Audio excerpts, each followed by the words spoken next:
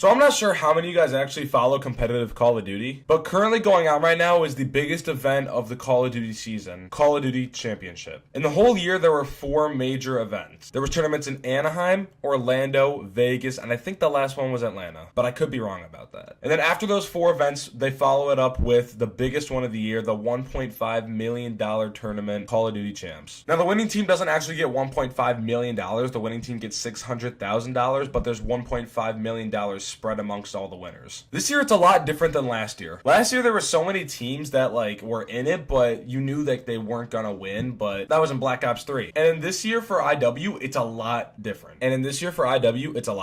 Like this year, it's so much different because anybody can win. There's so many new teams, so many new rosters, so many new players on all these teams. Like people have switched teams, like Clayster went to E United. A lot of you guys may not know who that is or what team that is because you don't watch competitive COD, but for those of you that do, you know what I'm talking about. There have just been a lot of players jumping around from team to team, trying to bond with other guys, trying to make good teams to win champs. So with all these new players and all these new teams mingling together, the odds are all different. If you guys don't know, like the best team or the team that's always said to win it is Optic Gaming. They've always been said to be the best team in all of Call of Duty because they have 4 like the best players in the game on their team. Last year in champs, they did get knocked out by Cloud9. I don't want to say they choked. I mean, maybe they did a little bit, but they never seem to win a champs. Like they win the 4 events. Like they won, I think Orlando. I can't remember. They won Orlando or Anaheim. They won one of those 2. But no matter how many tournaments they win during the season, they can never seem to secure a COD Champs victory. 2 of the players on Optic, Karma and Crimsix, already have won champs, but the other 2, Formal and Scump, have not. But there's so many teams this year that could win it. Like for example, my top 3 with my friends, like we were talking about it, and my top 3 was Optic, E United, or Luminosity. But like just after the first 2 days of the whole tournament, it has changed a lot. Because Rise Nation actually 3-0'd Luminosity, giving them a loss. So now they're going to play up against E United, and one of those teams is going to be going home, and they're both in my top 3. I'm actually not sure if that's how it's going to work. I think E United and LG are going to play, but I'm not too sure. If you guys don't watch competitive Call of Duty, you have no fucking idea what I'm saying. It's all gibberish. But for those of you that maybe do, you know what I'm saying. But yeah, it seems like in the other games it was much easier to predict Call of Duty champs, but this year it's just a lot different. If there's any team I'm pretty much rooting for, I'd probably say Optic Gaming, just because I've been watching them for about,